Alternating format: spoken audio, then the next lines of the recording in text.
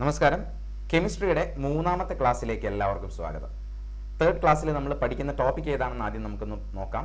ഇന്ന് നമ്മൾ periodic table എന്ന് പറയുന്ന പുതിയൊരു ടോപ്പിക്ക് സ്റ്റാർട്ട് ചെയ്യുകയാണ്. Periodic table.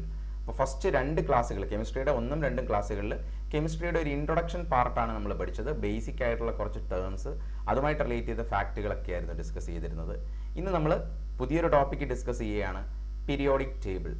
അതും പീരിയോഡിക് ടേബിൾ എന്ന് പറയുന്ന ഒരു ക്ലാസ് നമ്മളൊരു 4-5 സെഷൻസ് ആയിട്ടായിരിക്കും കംപ്ലീറ്റ് ചെയ്യുന്നത്. കാരണം വളരെ വാസ്റ്റ് ആയിട്ടുള്ള ഒരു ടോപ്പിക്കാണ്. പീരിയോഡിക് ടേബിൾ മാത്രമല്ല നമ്മൾ പഠിക്കുന്നത്. നമ്മൾ പഠിക്കുമ്പോൾ പീരിയോഡിക് ടേബിൾ വന്ന ഒരു ഹിസ്റ്ററി പഠിക്കും. അത് കഴിഞ്ഞിട്ട് ഓവറോൾ പീരിയോഡിക് ടേബിളിൻ്റെ അറേഞ്ച്മെൻറ്റ് പഠിക്കും. അത് കഴിഞ്ഞിട്ട് ഗ്രൂപ്പ് വൈസ് ഓരോ ഗ്രൂപ്പിലുള്ള എലമെൻറ്റുകൾ, അതിൻ്റെ പ്രത്യേകതകളൊക്കെ പഠിച്ചിട്ടായിരിക്കും പോകുന്നത്. അതുകൊണ്ട് തന്നെയാണ് ഇതൊരു 5-6 ക്ലാസ്സുകളോളം നീണ്ടുപോകുമെന്ന് പറയുന്നത്. അപ്പോൾ ആ ഒരു ടോപ്പിക്ക് കവർ ചെയ്യുമ്പോൾ തന്നെ കെമിസ്ട്രിയിലെ ഇമ്പോർട്ടൻ്റ് ആയിട്ടുള്ള എലമെൻസിനെ എല്ലാം പരിചയപ്പെടും. പ്രീവിയസ്ലി ആസ്ക് ചെയ്തിരിക്കുന്ന ക്വസ്റ്റ്യൻസ് എല്ലാം നമ്മൾ ഡിസ്കസ് ചെയ്യും. അപ്പോൾ അതുകൊണ്ട് വളരെ ക്രൂഷ്യലായിട്ട് കെമിസ്ട്രി കോമ്പറ്റേറ്റീവ് എക്സാംസിന് ഇമ്പോർട്ടൻ്റ് ആയിട്ടുള്ള രീതിയിലാണ് ഈ ക്ലാസ്സുകൾ പ്ലാൻ ചെയ്തിരിക്കുന്നത്. അപ്പോൾ നിങ്ങൾ കംപ്ലീറ്റ് ആയിട്ട് ഈ ക്ലാസ്സുകൾ കണ്ട് മനസ്സിലാക്കാൻ ശ്രമിക്കുക. ഓക്കെ, അപ്പോൾ നമുക്ക് ഇന്നത്തെ ക്ലാസ്സിലേക്ക് കിടക്കാം. Periodic table. പീരിയോഡിക് ടേബിൾ എന്താണ്? പീരിയോഡിക് ടേബിൾ നമുക്കൊരു ഇൻട്രൊഡക്ഷൻ പറയുകയാണെങ്കിൽ എന്താണ് പീരിയോഡിക് ടേബിൾ? എന്താണ് നിങ്ങൾ പീരിയോഡിക് ടേബിളിനെ പറ്റി മനസ്സിലാക്കി വെച്ചിരിക്കുന്നത്? നിങ്ങളെല്ലാം എന്താ ഇങ്ങനെ ഒരു ഫിഗർ കണ്ടിട്ടുണ്ടാവും അല്ലേ?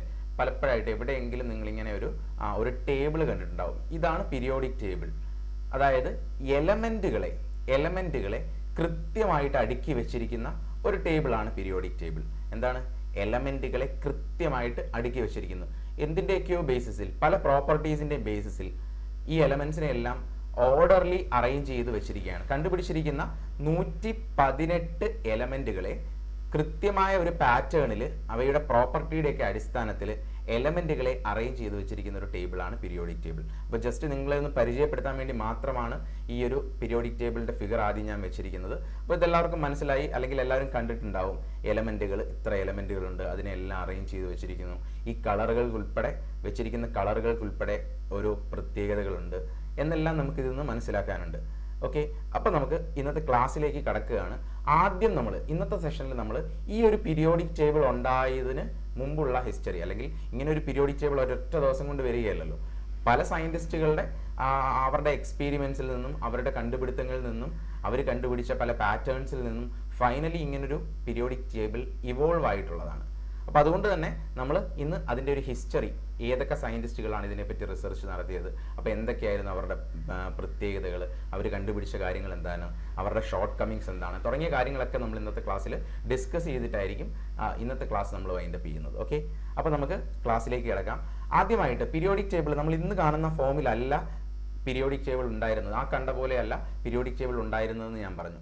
അപ്പോൾ ആദ്യമായിട്ട് പല സയൻറ്റിസ്റ്റുകളും ഈ പീരിയോഡിക് ടേബിളിൽ എലമെൻസിനെ അറേഞ്ച് ചെയ്യുന്നതുമായിട്ട് ബന്ധപ്പെട്ട് ഡിഫറെൻ്റ് ആയിട്ടുള്ള തിയറീസ് കൊണ്ടുവരികയും അല്ലെങ്കിൽ എലമെൻസിനെ പല രീതിയിൽ അറേഞ്ച് ചെയ്യുകയും ഒക്കെ ചെയ്തു. അപ്പോൾ അറേഞ്ച്മെൻറ്റ് ഓഫ് പീരിയോഡിക് ടേബിൾസ് എന്ന് പറയുന്ന ഒരു പാർട്ടാണ് നമ്മൾ ഇന്ന് നോക്കാൻ പോകുന്നത്. പീരിയോഡിക് ടേബിളിൻ്റെ തന്നെ അറേഞ്ച്മെൻറ്റ് ഓഫ് എലമെൻസിൻ്റെ അറേഞ്ച്മെൻറ്റ്. അപ്പോൾ ആദ്യമായിട്ട് എലമെൻസിനെ അറേഞ്ച് ചെയ്യാൻ ട്രൈ ചെയ്ത സയൻറ്റിസ്റ്റിൻ്റെ പേരാണ് ഞാൻ പറയുന്നത്, ആന്റോയിൻ ലാവോസിയർ. ആന്റോയിൻ ലാവോസിയർ എന്ന് പറയുന്ന സയൻറ്റിസ്റ്റാണ് ആദ്യമായിട്ട് എലമെൻസിനെ അറേഞ്ച് ചെയ്യാൻ, അല്ലെങ്കിൽ എന്തിൻ്റെയെങ്കിലും ബേസിസിൽ എലമെൻസിനെ അറേഞ്ച് ചെയ്യാൻ, ഓർഡർലി ക്ലാസിഫൈ ചെയ്യാൻ ട്രൈ ചെയ്തത്. First scientist Antoine Lavoisier. ഇത് വളരെ ഇമ്പോർട്ടൻ്റ് ആയിട്ടുള്ള സയൻറ്റിസ്റ്റ് ആണെന്ന് നിങ്ങൾക്ക് എല്ലാവർക്കും അറിയാം അല്ലേ? ലാവോസിയർ വളരെ ഇമ്പോർട്ടൻ്റ് ആണ്. ഫാദർ ഓഫ് മോഡേൺ കെമിസ്ട്രി എന്നറിയപ്പെടുന്ന ആന്റോയിൻ ലാവോസിയർ ആണ് എലമെൻസിനെ ആദ്യമായിട്ട് ക്ലാസിഫൈ ചെയ്യാനായിട്ട് ട്രൈ ചെയ്തത്.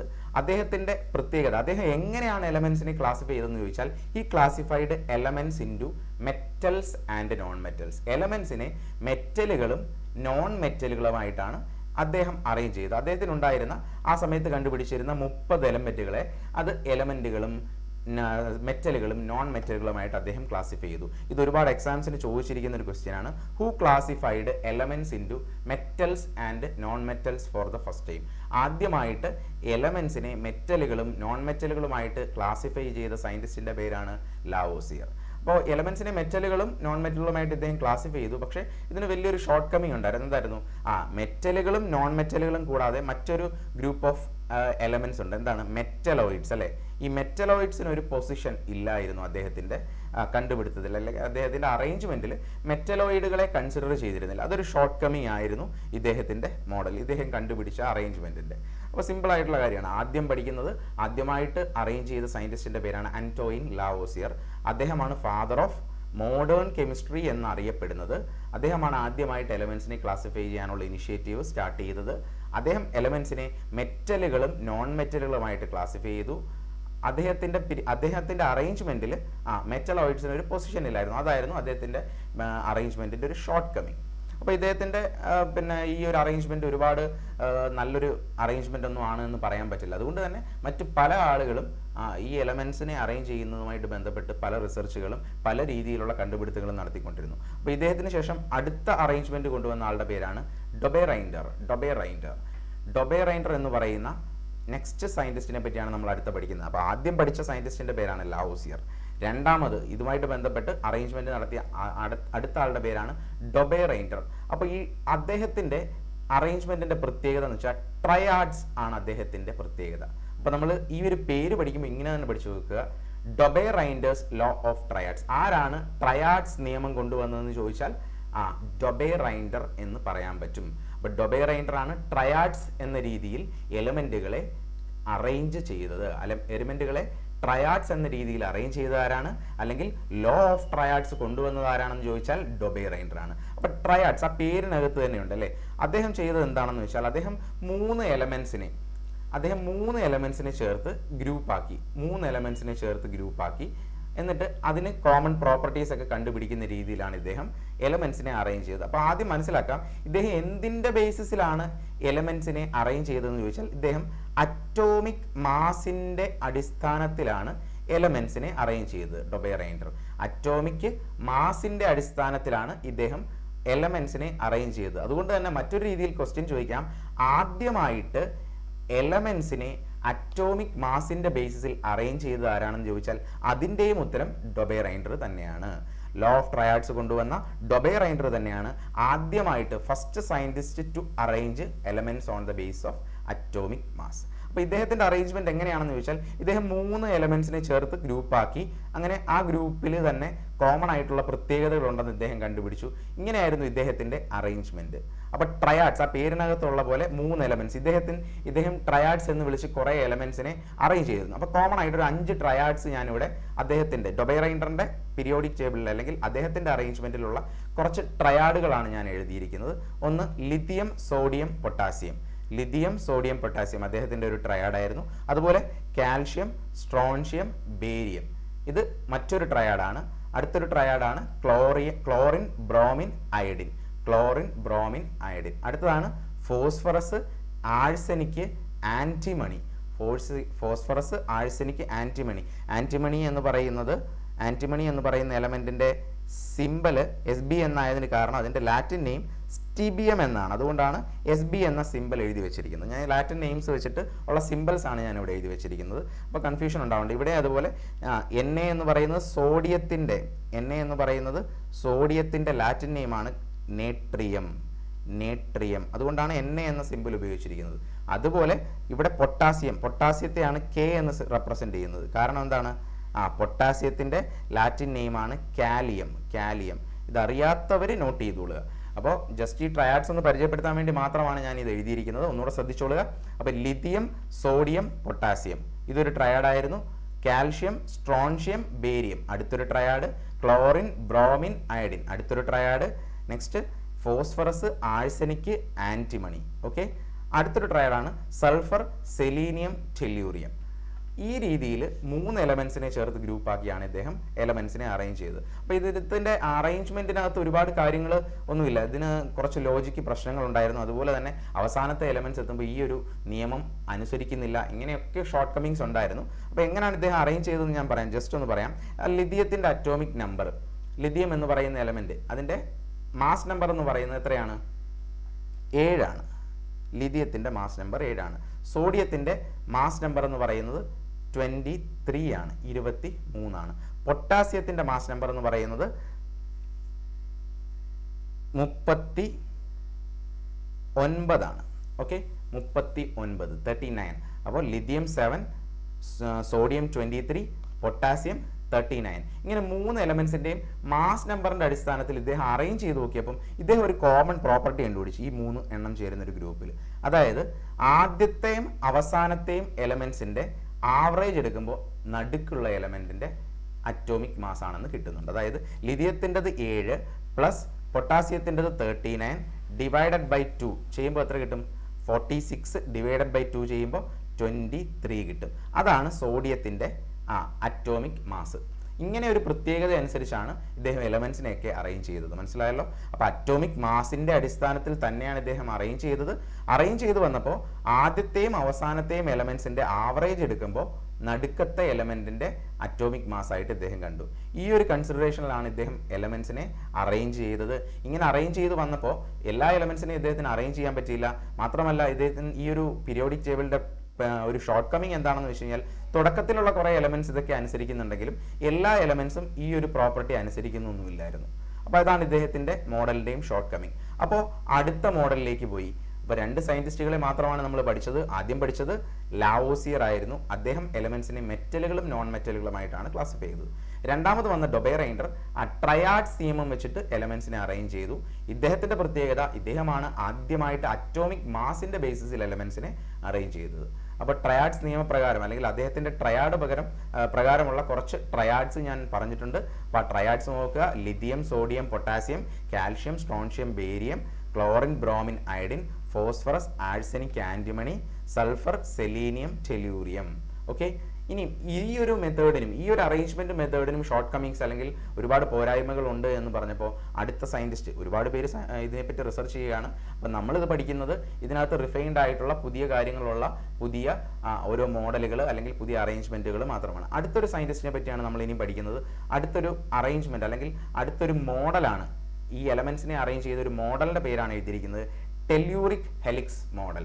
ടെല്യൂറിക് ഹെലിക്സ് മോഡൽ. അപ്പോൾ ക്വസ്റ്റ്യൻ ചോദിക്കാം, ആരാണ് ടെല്യൂറിക് ഹെലിക്സ് മോഡൽ കണ്ടുപിടിച്ചതെന്ന് ചോദിച്ചാൽ ചാൻ കോർട്ടോയിസ് ആണ് ടെല്യൂറിക് ഹെലിക്സ് മോഡൽ കണ്ടുപിടിച്ചത്. ഈ ടെല്യൂറിക് ഹെലിക്സ് മോഡലിലും അദ്ദേഹം എലമെൻസിനെ അറ്റോമിക് മാസിൻ്റെ തന്നെ ഓർഡറിലാണ് അറേഞ്ച് ചെയ്തിരുന്നത്. അറ്റോമിക് മാസിൻ്റെ ഇൻക്രീസിങ് ഓർഡറിൽ തന്നെയാണ് അറേഞ്ച് ചെയ്തിരുന്നത്. അപ്പോൾ ടെല്യൂറിക് ഹെലിക്സ് മോഡൽ കണ്ടുപിടിച്ച ആളുടെ പേര് ചാൻ കോർട്ടോയിസ് ആണെന്ന് പറഞ്ഞു. അപ്പോൾ ഈ പേരിനകത്തൊരു എല്ലാവർക്കും ഒരു ആകാംക്ഷയുണ്ട്, എന്താണ് ഈ പേര് അല്ലേ? ഇതിൽ വലിയ കാര്യങ്ങൾ മനസ്സിലാക്കേണ്ടതില്ല. ഇദ്ദേഹം എലമെൻസിനെ അറേഞ്ച് ചെയ്തത് ഒരു ഹെലിക്സിൻ്റെ ആകൃതിയിൽ, ഒരു സിലിണ്ടറിനകത്ത് ഒരു ഹെലിക്സ് ഇരിക്കുന്ന ആകൃതിയിൽ എലമെൻസിനെ ഇങ്ങനെ അറേഞ്ച് ചെയ്തു. അപ്പോൾ അറേഞ്ച് ചെയ്ത് വന്നപ്പോൾ കണ്ട ഈ ഹെലിക്സിൻ്റെ ഒരേപോലെ വരുന്ന പോയിന്റ്സിലുള്ള എലമെൻസിനെല്ലാം കോമൺ ആയിട്ടുള്ള പ്രോപ്പർട്ടീസ് കണ്ടു.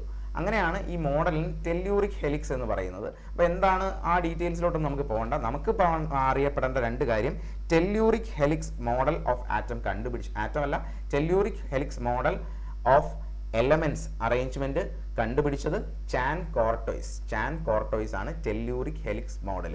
ഓക്കെ, ഇനി നമുക്ക് ഈ ഒരു മോഡലിനും ഒരുപാട് ഷോർട്ട് കമ്മിങ്സ് ഉണ്ട്. എല്ലാ കേസുകളിലും ഈ രീതിയിൽ കോമൺ പ്രോപ്പർട്ടീസ് ഒന്നും എക്സ്പ്ലെയിൻ ചെയ്യാൻ പറ്റുന്നൊന്നുമില്ല. അപ്പോൾ അടുത്ത മോഡലിലേക്ക് പോയി. അടുത്ത മോഡൽ കണ്ടുപിടിച്ച അല്ലെങ്കിൽ അടുത്ത അറേഞ്ച്മെന്റ് കണ്ടുപിടിച്ച സയന്റിസ്റ്റിന്റെ പേരാണ് ജോൺ അലക്സാണ്ടർ ന്യൂലാൻഡ് എന്ന പേര് ഓർക്കുക. അദ്ദേഹമാണ് ലോ ഓഫ് ഒക്ടേവ്സ് കൊണ്ടുവന്നത്. ഒക്ടേവ്സ് നിയമം കൊണ്ടുവന്ന സയന്റിസ്റ്റിന്റെ പേര് ചോദിച്ചാൽ ജോൺ ന്യൂലാൻഡ്. 8 അല്ലെ, 8 ബന്ധപ്പെട്ട നിയമമാണ്. അപ്പൊ ലോ ഓഫ് ഒക്ടേവ്സ് കൊണ്ടുവന്ന സയന്റിസ്റ്റിന്റെ പേരാണ് ന്യൂലാൻഡ്. ക്ലിയർ ആണല്ലോ? അപ്പം ഒക്ടേവ്സ് എന്ന് പറയുന്ന നിയമം കൊണ്ടുവന്നു. എന്താണ് ഈ നിയമത്തിന്റെ പ്രത്യേകത? ഈ നിയമത്തിന്റെ പ്രത്യേകത എന്താണെന്ന് വെച്ച് കഴിഞ്ഞാൽ ഇദ്ദേഹം എലമെന്റ്സിനെ ഗ്രൂപ്പുകളായിട്ട് അറേഞ്ച് ചെയ്തപ്പം 7 എലമെന്റ്സ് കഴിഞ്ഞ് 1 മുതൽ 7 എലമെന്റ്സ് കഴിഞ്ഞ് 8ാമത്തെ എലമെന്റിനും 1ാമത്തെ എലമെന്റിനും കോമൺ ആയിട്ടുള്ള പ്രോപ്പർട്ടീസ് കണ്ടു. മനസ്സിലായോ?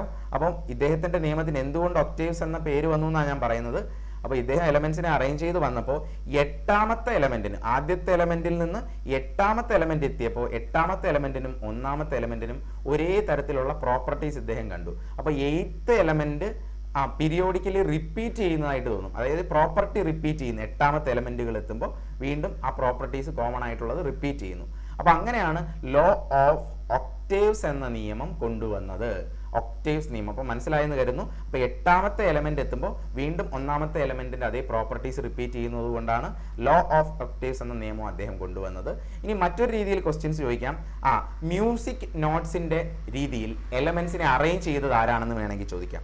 മ്യൂസിക് നോട്ട്സിന്റെ മാതൃകയിൽ എന്താണ് മ്യൂസിക് നോട്ട്സ് എന്ന് ഉദ്ദേശിക്കുന്നത്? ഇപ്പോൾ നമ്മൾ സംഗീതത്തിൽ സ രി ഗ മ പ ധ നി 7 സ്വരങ്ങളാണ് അല്ലേ? 7 സ്വരങ്ങളാണുള്ളത് അല്ലേ? 7 എണ്ണം കഴിഞ്ഞിട്ട് 8ാമത്തത് വീണ്ടും സായിലേക്ക് തന്നെ പോകും. സ രി ഗ മ പ ധ നി വീണ്ടും സായിലേക്കാണ് പോകുന്നത്. അപ്പം 8th എലമെന്റ് വീണ്ടും റിപ്പീറ്റ് ചെയ്യുകയാണ്. അപ്പോൾ 7 എണ്ണം വെച്ചിട്ടുള്ള അറേഞ്ച്മെന്റ് ആയതുകൊണ്ടാണ് ഇതിന് മ്യൂസിക് നോട്ട്സുമായിട്ട് ബന്ധപ്പെട്ട അറേഞ്ച്മെന്റ് എന്നും പറയുന്നത്. അപ്പോൾ ഇത് തെറ്റിപ്പോകണ്ട. അപ്പോൾ മ്യൂസിക് നോട്ട്സ് എന്ന് പറയുമ്പോൾ 7 ഉള്ളൂ, ഒക്ടേവ്സ് 8 ആണല്ലോ എന്ന് പറഞ്ഞ് ഉത്തരം എഴുതാതിരിക്കരുത്. അതുകൊണ്ടാണ് പറയുന്നത്. അപ്പോൾ ലോ ഓഫ് ഒക്ടേവ്സ് കൊണ്ടുവന്നത് ജോൺ ന്യൂലാൻഡ് ആണ്. അല്ലെങ്കിൽ മറ്റൊരു രീതിയിൽ ചോദിക്കും, മ്യൂസിക് നോട്ട്സിന്റെ രീതിയിൽ എലമെന്റ്സിനെ അറേഞ്ച് ചെയ്ത ആരാണെന്ന് ചോദിച്ചാൽ അതും ജോൺ ന്യൂലാൻഡ് ആണ്. ഓക്കെ, അപ്പോൾ ഇദ്ദേഹത്തിന്റെ അറേഞ്ച്മെന്റിലും എലമെന്റ്സിനെ എന്തിന്റെ ബേസിലായിരുന്നു? അറ്റോമിക് മാസിന്റെ തന്നെ ഓർഡറിലായിരുന്നു ഇദ്ദേഹം എലമെന്റ്സിനെ അറേഞ്ച് ചെയ്തത്. ഓക്കെ, അപ്പോൾ ഇതുവരെ പഠിച്ചത് ആദ്യത്തെ ലാവോസിയർ ഒഴിച്ച് ബാക്കിയുള്ള എല്ലാ ആളുകളും എങ്ങനെയാണ് എലമെന്റ്സിനെ അറേഞ്ച് ചെയ്തത്? അറ്റോമിക് മാസിന്റെ ബേസിസിൽ തന്നെയാണ് എലമെന്റ്സിനെ അറേഞ്ച് ചെയ്തതെന്ന് പറഞ്ഞു. അപ്പോൾ അത് കഴിഞ്ഞ് ഏതൊക്കെയാണ് അപ്പോൾ നമ്മൾ പഠിച്ചത്? ആദ്യം പഠിച്ചത് ലാവോസിയറിനെ പറ്റി പഠിച്ചു. രണ്ടാമത് പഠിച്ചത് നമ്മൾ ഓർഡറിൽ ഓരോന്നും നമുക്ക് നോക്കാം. രണ്ടാമത് പഠിച്ചത് ഡൊബേറൈൻഡർ ആയിരുന്നു. മൂന്നാമത് പഠിച്ചത് ടെല്യൂറിക് ഹെലിക്സ് മോഡൽ ചെയ്ത ചാൻ കോർട്ടോയിസ് ആണ് പഠിച്ചത്. നാലാമത് പഠിക്കുന്നത് ജോൺ ന്യൂലാൻഡ് ആണ്. ഇനി അടുത്തത്, ഈ ഒരു മോഡലിലും ഒരുപാട് ഷോർട്ട് കമ്മിങ്സ് ഉണ്ട്. എന്താണ് ഷോർട്ട് കമ്മിങ്സ് എന്ന് വെച്ച് കഴിഞ്ഞാൽ, ഈ ഒരു രീതിയിലുള്ള പീരിയോഡിക്കലി പ്രോപ്പർട്ടി റിപ്പീറ്റ് ചെയ്യുന്ന 8ാമത്തെ എലമെന്റിന് പ്രോപ്പർട്ടി റിപ്പീറ്റ് ചെയ്യുന്നത് അവസാനത്തെ എലമെന്റുകൾ എത്തുമ്പോൾ ഇദ്ദേഹത്തിന് എക്സ്പ്ലെയിൻ ചെയ്യാൻ പറ്റിയില്ല. അത് കൃത്യമായിട്ട് പ്രോപ്പർട്ടീസ് റിപ്പീറ്റ് ചെയ്യുന്നില്ല. അതുകൊണ്ട് തന്നെ ഈ മോഡലിനും ഷോർട്ട് കമ്മിങ്സ് ഒരുപാടുണ്ട് എന്ന് കണ്ടുപിടിച്ചു. അതുകൊണ്ട് നമുക്ക് അടുത്ത മോഡലിലേക്ക് പോകാം. അടുത്ത മറ്റൊരു രീതിയിൽ എലമെന്റ്സിനെ അറേഞ്ച് ചെയ്തതാണ് നമ്മൾ പഠിക്കുന്നത്. ജൂലിയസ് ലോത്തർ മേയർ എന്ന പേര് ഓർക്കുക. ഇദ്ദേഹം എലമെന്റ്സിനെ അറ്റോമിക് മാസിന്റെ ബേസിൽ ജസ്റ്റ് അറേഞ്ച് ചെയ്യുകയല്ല ചെയ്തത്. പകരം ഇദ്ദേഹമാണ് ആദ്യമായിട്ട് ഒരു ഗ്രാഫിക്കൽ റെപ്രസെന്റേഷൻ നടത്തിയത്. എലമെന്റ്സിന്റെ ഗ്രാഫിക്കൽ റെപ്രസെന്റേഷൻ നടത്തിയ ഇദ്ദേഹമാണ്. എങ്ങനെയാണെന്ന് ചെയ്തതെന്ന് ചോദിച്ചാൽ, ഇദ്ദേഹം കുറേ എലമെന്റുകൾ എടുത്തിട്ട് അതിന്റെ atomic mass versus atomic volume curve plot ചെയ്തു. ഇതാണ് ഇദ്ദേഹത്തിന്റെ മേജർ ആയിട്ടുള്ള ഒരു കോൺട്രിബ്യൂഷൻ. അപ്പോൾ ഒരു എലമെന്റിന് തന്നെ അതിന് അറ്റോമിക് മാസ് ഉണ്ട്, അതുപോലെ അറ്റോമിക് വോളിയം ഉണ്ട്. അപ്പോൾ ഒരു എലമെന്റിന്റെ അറ്റോമിക് വോളിയത്തിന്റെ ഒരു പോയിന്റ് കണ്ടുപിടിച്ചു. ഇതാണ് ആ ഹൈഡ്രജന്റെ അറ്റോമിക് മാസും അറ്റോമിക് വോളിയം വരുന്ന പോയിന്റ് കരുതുക. ഇത് ഹീലിയത്തിന്റെ. അങ്ങനെ ഡിഫറെന്റ് ആയിട്ടുള്ള എലമെന്റ്സിന്റെ അറ്റോമിക് വോളിയവും അറ്റോമിക് മാസും വെച്ചിട്ടൊക്കെ ഇദ്ദേഹം കർവ് പ്ലോട്ട് ചെയ്തു, അല്ലെങ്കിൽ ഗ്രാഫ് വരച്ചു. അപ്പൊ അതുകൊണ്ട് തന്നെ ക്വസ്റ്റ്യൻ ചോദിക്കാം, അറ്റോമിക് വോളിയം കർവ് പ്ലോട്ട് ചെയ്തത് ആരാണ്? Who plotted atomic volume curve എന്ന് ചോദിച്ചാൽ അത് ലോത്തർ മേയർ ആണ് അറ്റോമിക് വോളിയം കർവ് പ്ലോട്ട് ചെയ്തത്. അദ്ദേഹം atomic volume versus atomic mass കർവാണ് മെയിൻ ആയിട്ട് പ്ലോട്ട് ചെയ്തത്. ഇത് മാത്രമല്ല, ഇദ്ദേഹം വേറെ പല ക്യാരക്ടറിസ്റ്റിക്സും എടുത്ത് പ്ലോട്ട് ചെയ്തിട്ടുണ്ട്. അദ്ദേഹം മെൽറ്റിംഗ് പോയിന്റും അതുപോലെ ബോയിലിംഗ് പോയിന്റ് തുടങ്ങിയ ക്യാരക്ടറിസ്റ്റിക് വെച്ചിട്ടും കർവ് പ്ലോട്ട് ചെയ്തിട്ടുണ്ട്. ആ ഒരു കാര്യം കൂടി ഒന്ന് നോട്ട് ചെയ്യുക. മെൽറ്റിംഗ് പോയിന്റ് എന്താണെന്ന് അറിയാം, ബോയിലിംഗ് പോയിന്റ് എന്താണെന്ന് അറിയാമെന്ന് കരുതുന്നു. ഈ രണ്ട് ക്യാരക്ടറിസ്റ്റിക്കും അദ്ദേഹം കൺസിഡർ ചെയ്ത് അത് വെച്ചിട്ടുള്ള ഗ്രാഫും അദ്ദേഹം പ്ലോട്ട് ചെയ്തിരുന്നു, ലോത്തർ മേയർ. ഓക്കെ, അപ്പോൾ അത് ക്ലിയർ ആയെന്ന് കരുതുന്നു. അപ്പോൾ ഇത്രയും നേരം നമ്മൾ പഠിച്ചത് ഗ്രാഫ് അല്ല പഠിച്ചത്. അപ്പോൾ ഇത്രയും നേരം പഠിച്ച അറ്റോമിക് മാസിന്റെ ബേസിൽ എലമെന്റ്സിനെ ക്ലാസിഫൈ ചെയ്ത ആരാണെന്ന്. ഇവിടെ പഠിക്കുന്നത് അറ്റോമിക് വോളിയത്തിന്റെ ബേസിസിൽ ആരാണ് എലമെന്റ്സിനെ ക്ലാസിഫൈ ചെയ്തതെന്ന് ചോദിച്ചാൽ ഉത്തരം ലോത്തർ മേയർ. കാരണം എന്താണ്? അദ്ദേഹം atomic mass versus atomic volume curve plot ചെയ്തു. അപ്പം അറ്റോമിക് വോളിയത്തിന്റെ ബേസിൽ എലമെന്റ്സിനെ ആദ്യമായിട്ട് ക്ലാസിഫൈ ചെയ്തത് ലോത്തർ മേയർ ആണെന്ന് ഓർക്കുക. അദ്ദേഹം കൺസിഡർ ചെയ്ത മറ്റ് രണ്ട് ക്യാരക്ടറിസ്റ്റിക് ആണ്, ഒന്ന് മെൽറ്റിംഗ് പോയിന്റ്, ഒന്ന് ബോയിലിംഗ് പോയിന്റ്. ക്ലിയർ ആയെന്ന് കരുതുന്നു. ഇനി നമുക്ക് അടുത്ത സയന്റിസ്റ്റിലേക്ക് പോകാം. ഇദ്ദേഹമാണ് നമ്മുടെ പീരിയോഡിക് ടേബിളുമായിട്ട് ബന്ധപ്പെട്ട് വളരെ ഇമ്പോർട്ടൻ്റ് ആയിട്ടുള്ള കോൺട്രിബ്യൂഷൻസ് തന്ന സയന്റിസ്റ്റ്. അദ്ദേഹത്തിന്റെ പേരാണ് ഡിമിട്രി ഇവാനോവിച്ച് മെന്റലീവ് എന്നാണ് ഫുൾ നെയിം. അപ്പം നമ്മൾ ഈ മെന്റലീവ് എന്ന പേര് മാത്രം ഓർക്കുക. ഇതാണ് നമ്മൾ ഓർത്തു വെക്കേണ്ട ഭാഗം. മെന്റലീവ് ഇദ്ദേഹത്തിന്റെ പ്രത്യേകത എന്താണെന്ന് ശ്രദ്ധിക്കുക. ഇത്രയും നേരം നമ്മൾ എലമെന്റ്സിനെ പല രീതിയിൽ എലമെന്റ്സിനെ അറേഞ്ച് ചെയ്തതിനെ പറ്റി പറഞ്ഞു. ഒരാൾ ഒരു ഹെലിക്സ് ആയിട്ട് അറേഞ്ച് ചെയ്തു, മറ്റൊരാൾ എലമെന്റ്സിനെ രണ്ടായിട്ട് മെറ്റൽസും നോൺ മെറ്റൽസുമായിട്ട് അറേഞ്ച് ചെയ്തു, വേറൊരാൾ വന്നിട്ട് ട്രയാഡ്സ് എന്ന രീതിയിൽ 3 എലമെന്റ്സിനെ വെച്ചിട്ട് അറേഞ്ച് ചെയ്തു, മറ്റൊരാൾ 7 എലമെന്റ്സിനെ ചേർത്ത് അറേഞ്ച് ചെയ്തു. അങ്ങനെ പല രീതിയിൽ അറേഞ്ച് ചെയ്തെങ്കിലും ആദ്യമായിട്ട് ഒരു ടാബുലാർ ഫോമിൽ എലമെന്റ്സിനെ അറേഞ്ച് ചെയ്തത് ആരാണ്? അത് മെന്റലീവ് ആണ്, ഓർത്തുകൊള്ളുക. അപ്പോൾ ഒരു ടേബിൾ ഇങ്ങനെയല്ലേ ഒരു ടേബിൾ വരുന്നത്, ഒരു ടേബിൾ ഫോമിൽ എലമെന്റ്സിനെ കൃത്യമായിട്ട് റെപ്രസെന്റ് ചെയ്ത് സയന്റിസ്റ്റ് ആരാണെന്ന് ചോദിച്ചാൽ Mendeleev. Scientist who arranged elements into tabular form അല്ലെങ്കിൽ ടേബിൾ ഫോമിൽ എലമെന്റ്സിനെ അറേഞ്ച് ചെയ്തു. മാത്രമല്ല വെറുതെ അറേഞ്ച് ചെയ്തു എന്ന് മാത്രമല്ല, പീരിയോഡിക് ടേബിൾ എന്നാണ് നമ്മൾ വിളിക്കുന്നത് അല്ലേ. അപ്പോൾ അതിനൊരു ടേബിൾ സ്വഭാവം വന്നത് മെന്റലീവിന്റെ പീരിയോഡിക് ടേബിളിലൂടെയാണ്. ഓക്കെ, അപ്പോൾ ടേബിൾ ഫോമിൽ റോസ് ആയിട്ടും കോളംസ് ആയിട്ടും ഒക്കെ ഇദ്ദേഹം എലമെന്റ്സിനെ അറേഞ്ച് ചെയ്തു. എന്നിട്ട് അദ്ദേഹം ഒരു കാര്യം കൂടി ചെയ്തു, ഈ ടേബിളിലുള്ള കോളംസ് എന്ന് പറയുമ്പോൾ ഏതായിരിക്കും വരുന്നതാണ്, ഇതൊരു കോളമാണ് അല്ലെ. വെർട്ടിക്കലി ഉള്ളതിനെയൊക്കെ നമ്മൾ കോളം, ഇതൊരു മറ്റൊരു കോളമാണ് അല്ലെ, ഇതൊരു കോളമാണ്, ഇതൊരു കോളമാണ്, ഇതൊരു കോളമാണ്. ഇങ്ങനെയുള്ള കോളംസിനെ അദ്ദേഹം വിളിച്ച പേരാണ് ഗ്രൂപ്പ്. കോളംസിനെ വിളിച്ച പേര് ഗ്രൂപ്പ് എന്നും, അതേസമയം ഇങ്ങനെ ഒരു റോ ഉണ്ടല്ലേ, ഇത് ഫുൾ ഒരു റോ ആണ്, ഇങ്ങനെ ഒരു റോ ആണ്, അതുകൊണ്ട് ഇതൊരു റോ ആണ്, ഇത് രണ്ടാമത്തെ റോ, മൂന്നാമത്തെ റോ, നാലാമത്തെ റോ. അപ്പോൾ അങ്ങനെയുള്ള ഹൊറിസോണ്ടലി ഉള്ള റോസിനെ ഇദ്ദേഹം വിളിച്ച പേരാണ് പീരീഡ്സ്. ക്ലിയർ ആയല്ലോ. അപ്പോൾ പീരിയോഡിക് ടേബിൾ എന്ന് പറയുന്ന ആശയത്തിൽ ഒരു ടേബിളാർ ഫോമിൽ എലമെന്റ്സിനെ ഇദ്ദേഹം അറേഞ്ച് ചെയ്തു എന്ന് മാത്രമല്ല, ആ ടേബിളിലുള്ള കോളംസിനെ ഇദ്ദേഹം ഗ്രൂപ്പ്സ് എന്നും റോസിനെ ഇദ്ദേഹം പീരീഡ്സ് എന്നും വിളിച്ചു. അത് ഇമ്പോർട്ടൻ്റ് ആയിട്ടുള്ള ഇദ്ദേഹത്തിന്റെ ഒരു കോൺട്രിബ്യൂഷൻ ആണ്. അങ്ങനെ എലമെന്റ്സിനെ ഒരു ടേബിളാർ ഫോമിൽ അറേഞ്ച് ചെയ്തതുകൊണ്ടും ഒരുപാട് കാര്യങ്ങൾ കണ്ടുപിടിച്ചതുകൊണ്ടും ഇദ്ദേഹത്തെ ഫാദർ ഓഫ് പീരിയോഡിക് ടേബിൾ എന്നറിയപ്പെടുന്നു. മനസ്സിലായല്ലോ. അപ്പൊ അദ്ദേഹത്തെയാണ് ഏറ്റവും ഇമ്പോർട്ടൻ്റ് ആയിട്ട് നമ്മൾ ശ്രദ്ധിക്കേണ്ട വ്യക്തി, Mendeleev, father of periodic table. അപ്പം അദ്ദേഹത്തിന്റെ ഒരു കോൺട്രിബ്യൂഷൻ പറഞ്ഞു, അദ്ദേഹം ടാബുലാർ ഫോമിൽ എലമെന്റ്സിനെ അറേഞ്ച് ചെയ്തു. കോളംസ് എന്നുള്ളതിനെ അദ്ദേഹം ഗ്രൂപ്പ്സ് എന്ന് വിളിച്ചു, റോസ് എന്നുള്ളതിനെ അദ്ദേഹം പീരീഡ്സ് എന്നും വിളിച്ചു. മാത്രമല്ല ഇദ്ദേഹത്തിന്റെ അടുത്ത ഒരു കോൺട്രിബ്യൂഷൻ ആണ്, പീരിയോഡിക് എന്ന വാക്ക് ആദ്യമായിട്ട് ഉപയോഗിച്ച സയന്റിസ്റ്റ് ആണ് മെന്റലീവ്. ആദ്യമായിട്ട് ഉപയോഗിച്ചതെന്നല്ല, ഈ പീരിയോഡിക് ടേബിളുമായിട്ട് ബന്ധപ്പെട്ട് പീരിയോഡിക് എന്ന വാക്ക് യൂസ് ചെയ്ത് ആ ഒരു വേർഡ് വളരെ ഇമ്പോർട്ടൻ്റ് ആണല്ലേ, പീരിയോഡിക് ടേബിൾ എന്ന് തന്നെയാണ് നമ്മൾ വിളിക്കുന്നത്. ആ ഒരു ടേം ആദ്യമായിട്ട് കോയിൻ ചെയ്ത് കൺസിഡർ ചെയ്ത സയന്റിസ്റ്റ് ആണ് Mendeleev. Term periodic first used in periodic ടേബിളിൽ ആദ്യമായിട്ട് ആ പീരിയോഡിക് എന്ന വാക്ക് ഇൻട്രൊഡ്യൂസ് ചെയ്തത് മെന്റലീവ് ആണ്. അതുപോലെ തന്നെ അദ്ദേഹമാണ് പീരിയോഡിക് ലോ കൊണ്ടുവന്നത്, പീരിയോഡിക് നിയമം കൊണ്ടുവന്നു. അപ്പൊ ആരാണ് പീരിയോഡിക് നിയമം കൊണ്ടുവന്നത്, അല്ലെങ്കിൽ ആരാണ് പീരിയോഡിക് എന്ന ടേം കോയിൻ ചെയ്തത് പീരിയോഡിക് ടേബിളുമായിട്ട് ബന്ധപ്പെട്ട് എന്നൊക്കെ ചോദിച്ചാൽ നമുക്ക് മെന്റലീവ് ഉത്തരം പറയാം. ഇനി എന്താണ് പീരിയോഡിക് ലോ എന്നും കൂടെ നോക്കാം. നമുക്ക് ഈ ലോ ഒന്ന് വായിച്ചു നോക്കാം. Elements properties are a periodic function of their atomic mass. അപ്പോൾ ഒരു എലമെന്റിന്റെ പ്രോപ്പർട്ടി എന്ന് പറയുന്നത് അതിന്റെ അറ്റോമിക് മാസിന്റെ പീരിയോഡിക് ഫംഗ്ഷൻ ആണ്. അതായത് അറ്റോമിക് മാസ് ഒരു രീതിയിൽ റിപ്പീറ്റ് ചെയ്യുന്നതിനനുസരിച്ച്, ഇത്ര വട്ടം റിപ്പീറ്റ് ചെയ്യുമ്പോൾ അതനുസരിച്ച് എലമെന്റിന്റെ പ്രോപ്പർട്ടിയും റിപ്പീറ്റ് ചെയ്ത് വരും എന്നാണ് ഉദ്ദേശിക്കുന്നത്. അപ്പോൾ നമുക്കറിയാം ഒരു ഗ്രൂപ്പിലുള്ള എലമെന്റ്സിനെല്ലാം ഒരേ പ്രോപ്പർട്ടി ആയിരിക്കും വരുന്നത്.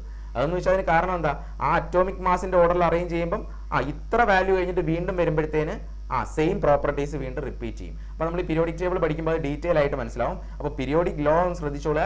Elements properties are a periodic function of their atomic mass. അപ്പൊ നമുക്ക് മനസ്സിലായി ഇദ്ദേഹവും എന്തിന്റെ ബേസിലാണ് എലമെന്റ്സിനെ അറേഞ്ച് ചെയ്തത്, അറ്റോമിക് മാസിന്റെ തന്നെ ബേസിസിലാണ് അറേഞ്ച് ചെയ്തത്. അപ്പം ഇങ്ങനെ ക്വസ്റ്റ്യൻ ചോദിച്ചിട്ടുണ്ട്, മെന്റലീവ് അദ്ദേഹത്തിന്റെ പീരിയോഡിക് ടേബിളിൽ എലമെന്റ്സിനെ എന്തിന്റെ ബേസിലാണ് അറേഞ്ച് ചെയ്തതെന്ന് ചോദിച്ചിട്ടുണ്ട്. ഉത്തരം അറ്റോമിക് മാസിന്റെ ബേസിസിലാണ് അറേഞ്ച് ചെയ്തത്. ഓക്കെ, ഇനി ഇദ്ദേഹത്തിന്റെ പീരിയോഡിക് ടേബിളിൽ ഇദ്ദേഹം എത്ര എലമെന്റ്സിനെ അറേഞ്ച് ചെയ്തിട്ടുണ്ടെന്നാണ് അടുത്ത് എഴുതിയിരിക്കുന്നത്. there were 63 elements, 63 എലമെന്റ്സിനെ ഇദ്ദേഹം അറേഞ്ച് ചെയ്തിട്ടുണ്ട്. ഇദ്ദേഹത്തിന്റെ പീരിയോഡിക് ടേബിളിൽ 63 എലമെന്റ്സിനെ അറേഞ്ച് ചെയ്തിട്ടുണ്ട്. ഇങ്ങനെ ഇദ്ദേഹത്തിന്റെ പീരിയോഡിക് ടേബിൾ കണ്ടുപിടിച്ച് ആ പീരിയോഡിക് ടേബിൾ പബ്ലിഷ് ചെയ്യുന്ന വർഷമാണ് 1869. 1869 മെന്റലീവ് അദ്ദേഹത്തിന്റെ പീരിയോഡിക് ടേബിൾ പബ്ലിഷ് ചെയ്യുന്നു. ഇതിന്റെ 150th ആനിവേഴ്സറി എന്ന് പറയുമ്പോൾ എന്ന് വരും 2019, 150ാമത്തെ വാർഷികം 2019 international year for periodic table ആയിട്ട് സെലിബ്രേറ്റ് ചെയ്തു. International year for periodic table ഏത് വർഷം എന്ന് ചോദിച്ചാൽ 2019. അപ്പം ഞാൻ കാരണം കൂടി പറഞ്ഞു. മെന്റലീവ് അദ്ദേഹത്തിന്റെ 63 എലമെന്റ്സിനെ വെച്ചിട്ട് അദ്ദേഹത്തിന്റെ പീരിയോഡിക് ടേബിൾ പബ്ലിഷ് ചെയ്ത വർഷം 1869. അതിന്റെ 150ാമത്തെ വാർഷികമായ 2019 international year for periodic table ആയിട്ട് സെലിബ്രേറ്റ് ചെയ്യാൻ യുണൈറ്റഡ് നേഷൻസ് തീരുമാനിച്ചു. അപ്പോൾ ആ ഒരു ഫാക്ട് കൂടി ഇതിന്റെ കൂടെ ഓർത്തിരിക്കുന്നത് നന്നായിരിക്കും. ഇനി ഇദ്ദേഹത്തിന്റെ ഫേമസ് ആയിട്ടുള്ള ഒരു ബുക്കിന്റെ പേരാണ് the principle of chemistry. The principle of chemistry എന്ന് പറയുന്ന ബുക്കിന്റെ ഓതർ ചോദിച്ചാൽ അതും മെന്റലീവ് തന്നെയാണ്. Principle of chemistry. കുറേ ഇമ്പോർട്ടൻ്റ് ആയിട്ടുള്ള ബുക്കുകൾ നമുക്ക് കെമിസ്ട്രിയുമായിട്ട് ബന്ധപ്പെട്ട് പഠിക്കണം. നമ്മൾ സയൻറ്റിസ്റ്റുകളുമായിട്ട് ബന്ധപ്പെട്ട ഒരു സെഷൻ പഠിച്ചിട്ടില്ല. അപ്പോൾ ആ ഒരു സെഷൻ പഠിക്കുമ്പോൾ ഇമ്പോർട്ടൻ്റ് സയൻറ്റിസ്റ്റ്, അവരുടെ കോൺട്രിബ്യൂഷൻസ്, അവരുടെ ബുക്കുകളൊക്കെ പഠിക്കുന്നുണ്ട്. ആ ഒരു സെഷൻ ഇനി വരുന്നതായിരിക്കും. അപ്പോൾ അതൊന്നും നമ്മൾ പഠിച്ചിട്ടില്ല. അതുകൊണ്ട് ഇങ്ങനെ ഒരു ഫാക്റ്റ് മാത്രം ഇപ്പോൾ ഒന്ന് നോട്ട് ചെയ്ത് വെക്കുക. അപ്പം പ്രിൻസിപ്പിൾസ് ഓഫ് കെമിസ്ട്രി എന്ന് പറയുന്ന ബുക്കിൻ്റെ ഓർഡർ എന്ന് പറയുന്നത് മെന്റലീവാണ്. ഇനിയും 103 അറ്റോമിക് നമ്പറുള്ള എലമെന്റിന്റെ പേരൊന്ന് കേൾക്കാം. 103 അറ്റോമിക് നമ്പർ ഉള്ള എലമെന്റിന്റെ പേരാണ് മെന്റലീവിയം. അപ്പം മെന്റലീവ് എന്ന് പറയുന്ന സയന്റിസ്റ്റിന്റെ ഇമ്പോർട്ടൻസ് നിങ്ങൾക്ക് ഇപ്പം തന്നെ മനസ്സിലായി. അപ്പോൾ അദ്ദേഹത്തിന്റെ ഇമ്പോർട്ടൻസ് മനസ്സിലാക്കി തന്നെ ഒരു എലമെന്റിന് അദ്ദേഹത്തിന്റെ പേരുമായിട്ട് ബന്ധപ്പെട്ട നെയിം കൊടുത്തു. അങ്ങനെ അദ്ദേഹത്തിന് ആ ഒരു കൺസിഡറേഷൻ, ഒരു എലമെന്റിന്റെ പേരിൽ ഉള്ള ഒരു കൺസിഡറേഷൻ അദ്ദേഹത്തിന് കിട്ടി. അപ്പം 101ാമത്തെ എലമെന്റ് മെന്റലീവിയം എന്ന് പറയുന്ന മെന്റലീവിന്റെ നെയിമിൽ നിന്ന് നെയിം ചെയ്തിരിക്കുന്ന എലമെന്റ് 101 ആണ്. 101 അറ്റോമിക് നമ്പർ മെന്റലീവിയം. ഇതുപോലെ വേറെ ഒരുപാട് സയന്റിസ്റ്റുകളുടെ പേരും അവരുമായിട്ട് ബന്ധപ്പെട്ട എലമെന്റ്സിനെ നെയിം ചെയ്തിട്ടുണ്ട്. അത് നമ്മൾ പഠിക്കുന്നുണ്ട്. അടുത്ത സെഷനിൽ നമ്മൾ പഠിക്കുന്നുണ്ട്, അറ്റോമിക് നമ്പറുകൾ പഠിക്കുന്നുണ്ട്.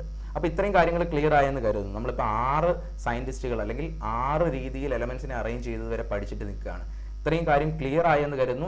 ഇനി നമ്മൾ ഫൈനലി ഇദ്ദേഹത്തിന്റെ പീരിയോഡിക് ടേബിൾ പബ്ലിഷ് ചെയ്തപ്പോൾ തന്നെ ഓൾമോസ്റ്റ് എല്ലാ കാര്യങ്ങളും, ഒരുപാട് കോൺട്രിബ്യൂഷൻസ് ഇദ്ദേഹം തന്നു.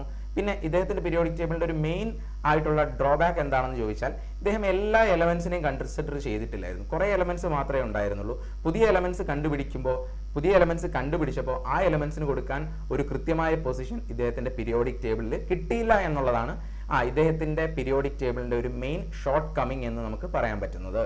ഓക്കെ, അപ്പോൾ പുതിയ 63 എലമെന്റ്സ് ആണ് ഇദ്ദേഹം അറേഞ്ച് ചെയ്തതെന്ന് പറഞ്ഞു. വീണ്ടും എലമെന്റ്സ് കണ്ടുപിടിച്ചു. ഏകദേശം ഇപ്പോൾ 118ഓളം എലമെന്റ്സ് നമ്മുടെ പീരിയോഡിക് ടേബിളിലുണ്ട്. അപ്പോൾ പുതിയ എലമെന്റുകൾ കണ്ടുപിടിക്കും തോറും ഇദ്ദേഹത്തിന്റെ പീരിയോഡിക് ടേബിളിൽ അത് വെക്കാനുള്ള പൊസിഷനോ അല്ലെങ്കിൽ കൃത്യമായിട്ടൊരു ഏരിയയോ ഒന്നും അദ്ദേഹം കൊടുത്തില്ല എന്നുള്ളത് ഇതിന്റെ ഒരു ഡ്രോബാക്ക് ആയിട്ട് ഫോം ചെയ്തു. എന്നിട്ട് ഇദ്ദേഹത്തിന്റെ പീരിയോഡിക് ടേബിളിന്റെ തന്നെ കുറച്ചുകൂടെ മോഡിഫൈഡ് ആയിട്ടുള്ള വേർഷനാണ് നമ്മളിപ്പോൾ ഫോളോ ചെയ്യുന്ന മോഡേൺ പീരിയോഡിക് ടേബിൾ. കുറേ കൂടെ മോഡിഫൈഡ് ആയിട്ടുള്ള ഒരു വേർഷൻ മാത്രമാണ് modern periodic table.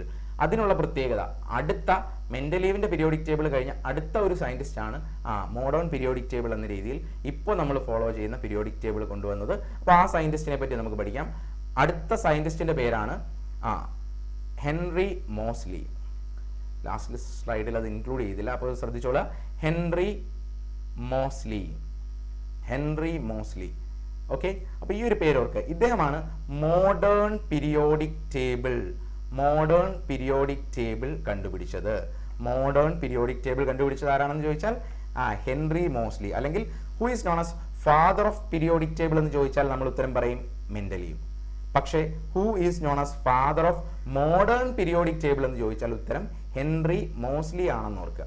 Henry Moseley. മാത്രമല്ല ഇദ്ദേഹത്തിന്റെ പീരിയോഡിക് ടേബിളിൽ ഒരു മെയിൻ ഫാക്ടർ, ഒരു മെയിൻ ചേഞ്ച് ഉണ്ടായി. എന്താണെന്ന് വെച്ചാൽ അറ്റോമിക് നമ്പറിന്റെ ബേസിസിലാണ് എലമെന്റ്സിനെ അറേഞ്ച് ചെയ്തിരിക്കുന്നത്. ഇതാണ് വളരെ ഇമ്പോർട്ടൻ്റ് ആയിട്ടുള്ള ഒരു കാര്യം. ഇത്രയും നാള് മെന്റലീവിന്റെ പീരിയോഡിക് ടേബിൾ വരെയുള്ള കേസുകളിൽ അറ്റോമിക് മാസിന്റെ ബേസിലായിരുന്നു എലമെന്റ്സിനെ അറേഞ്ച് ചെയ്തത്, അല്ലേ? പക്ഷേ മോഡേൺ പീരിയോഡിക് ടേബിളിൽ അല്ലെങ്കിൽ മോസ്ലിയുടെ പീരിയോഡിക് ടേബിളിൽ അറ്റോമിക് നമ്പറിന്റെ ബേസിലാണ് എലമെന്റ്സിനെ അറേഞ്ച് ചെയ്തത്. ഓക്കെ, അതാണ് നമ്മൾ ഓർക്കേണ്ട കൃത്യമായ ഒരു വസ്തുത. അപ്പോൾ ഇത്രയും കാര്യങ്ങളാണ്. ഫൈനലി മോഡേൺ പീരിയോഡിക് ടേബിൾ എത്തി. ഇദ്ദേഹമാണ്, ഹെൻറി മോസ്ലിയാണ് മോഡേൺ പീരിയോഡിക് ടേബിളിൽ എലമെന്റ്സിനെ അറേഞ്ച് ചെയ്തത്. ഇപ്പോൾ മോസ്ലിയെയാണ് മോഡേൺ പീരിയോഡിക് ടേബിളിന്റെ ഫാദർ എന്ന് കൺസിഡർ ചെയ്യുന്നത്. ഓക്കെ, അപ്പോൾ ഇത്രയും കാര്യങ്ങളാണ് നമ്മൾ പീരിയോഡിക് ടേബിളിന്റെ അറേഞ്ച്മെന്റ് ഓഫ് എലമെന്റ്സിന്റെ ഹിസ്റ്ററിയുമായിട്ട് ബന്ധപ്പെട്ട് പഠിക്കേണ്ടത്. അപ്പോൾ ഇത്രയും കാര്യങ്ങൾ വളരെ പെട്ടെന്ന് നമുക്ക് നോക്കിയിട്ട് വരാം. ഇമ്പോർട്ടൻ്റ് ആയിട്ടുള്ള കാര്യങ്ങൾ മാത്രം നമുക്ക് നോക്കിയിട്ട് വരാം. ആദ്യം പറഞ്ഞു, ആദ്യമായിട്ട് പീരിയോഡിക് ടേബിളിൽ എലമെന്റ്സിനെ അല്ലെങ്കിൽ എലമെന്റ്സിനെ ആദ്യമായിട്ട് അറേഞ്ച് ചെയ്ത സയന്റിസ്റ്റ് ലാവോസിയർ ആണെന്ന് പറഞ്ഞു. അദ്ദേഹം മെറ്റലുകളും നോൺ മെറ്റലുകളുമായിട്ടാണ് എലമെന്റ്സിനെ അറേഞ്ച് ചെയ്തതെന്ന് പറഞ്ഞു. പിന്നെ പറഞ്ഞത് ഡൊബെ റൈൻഡർ എന്ന് പറയുന്ന സയന്റിസ്റ്റ് ആണ്. അദ്ദേഹമാണ് ട്രയാഡ്സ് നിയമം കൊണ്ടുവന്നതെന്ന് പറഞ്ഞു. അതുപോലെ തന്നെ എലമെന്റ്സിനെ അറ്റോമിക് മാസിന്റെ ബേസിസിൽ ആദ്യമായിട്ട് ക്ലാസിഫൈ ചെയ്ത സയന്റിസ്റ്റ് ഡൊബെ റൈൻഡർ ആണെന്ന് പറഞ്ഞു. മൂന്നാമത് പഠിച്ചത് ടെലൂറിക് ഹെലിക്സ് മോഡൽ കണ്ടുപിടിച്ച സയന്റിസ്റ്റിന്റെ പേര് ചാൻ കോർട്ടോയ്സ് എന്ന് പറഞ്ഞു. അദ്ദേഹവും അറ്റോമിക് മാസിന്റെ തന്നെ ബേസിലാണ് എലമെന്റ്സിനെ അറേഞ്ച് ചെയ്തത്.